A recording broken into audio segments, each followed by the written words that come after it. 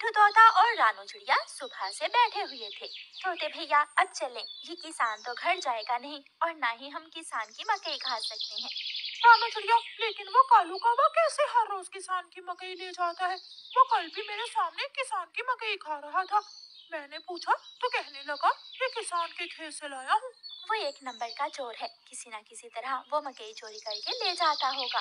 किसान खेत में काम कर रहा था और चिड़िया और तोता बिना मकई खाए ही जंगल वापस चले जाते हैं। हाँ भी तोते और चिड़िया, बताओ क्या आज तुमने किसान के खेत से मकई खाई है? ना ना, हम तो सुबह से दोपहर तक पेड़ पर बैठे रहे, लेकिन वो किसान है कि घर गया ही नहीं और हम थक हार कर बिना मकई खाए ही जंगल लौट आए। मैं तो जा रहा हूँ, पेट भर मकई खाऊंगा भी और अपने साथ भी लेकर आऊंगा। कालू कौवा इंसानों की बस्ती की तरफ जाता है। कालू कौवा किसान के खेत में जाकर किसान से कहता है, किसान किसान, तुम्हें तुम्हारी पत्नी घर बुला रही है, तुम्हारे घर में मेहमान आए हैं। अच्छा, तो मैं जल्दी से घर जाता हूँ। काफी शुक्रिया जो तुमने मुझे बता दिया। किसान अपने घर चला जाता है और कौवा मजे मजे से किसान के खेत से मकई खाने लगता है। नहीं, मैंने तो आपको नहीं बुलाया। क्यों मेहमान नहीं आए थे? तो फिर उस काले कौवे ने मुझसे झूठ क्यों बोला? कौवा झूठा है, मैंने तो उसे नहीं भेजा।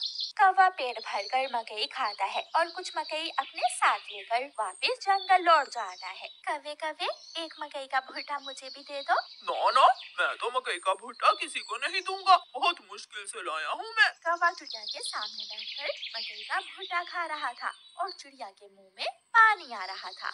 दूसरे दिन कौवा फिर से किसान के खेत में जाता है और किसान से कहता है, किसान किसान, मैं अभी अभी तुम्हारे घर से आया हूँ, तुम्हारे बेटे को तेज बुखार है, जल्दी से घर जाओ। कौवे की बात सुनकर किसान घबरा जाता है और कुछ सोचे बिना अपने घर भाग जाता है और कौवा मजे से मकई खाने लगता है। कहाँ है मेरा मुन्ना? मुन्ना तो बाहर खेलने गया हुआ है। क्या मेरा मुन्ना ठीक है? हाँ हाँ, मुन्ना तो बिल्कुल ठीक है।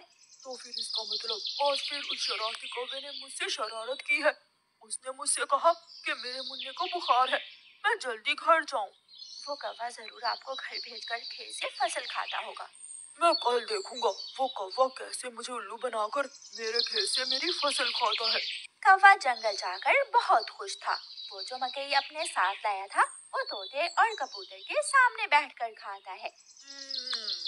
वाह वाह, मजा ही आ गया, ये मकई तो बहुत स्वादिष्ट है।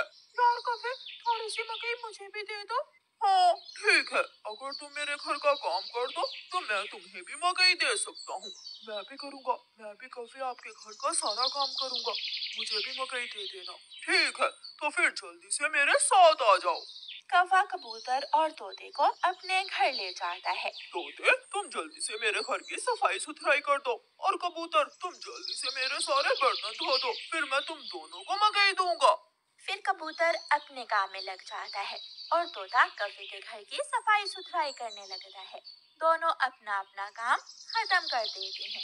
कौवे, मैंने काम कर दिया है, अब मुझे मकई दे दो। मैंने भी काम कर लिया है, मुझे भी मकई दो। कौन सी मकई? चलो भाग जाओ यहाँ से तुम दोनों, मैं तुम्हें कुछ नहीं देने वाला। तुम धोखेबाज हो, तुमने धोखे से हमसे अपना काम करवाया और अब हमें भूखे ही भेज रहे हो। कबूतर और तोता वहाँ से चले जाते हैं। कौवा हर रोज की तरह अगले दिन भी किसान को पागल बनाने के लिए किसान के खेत में चला जाता है।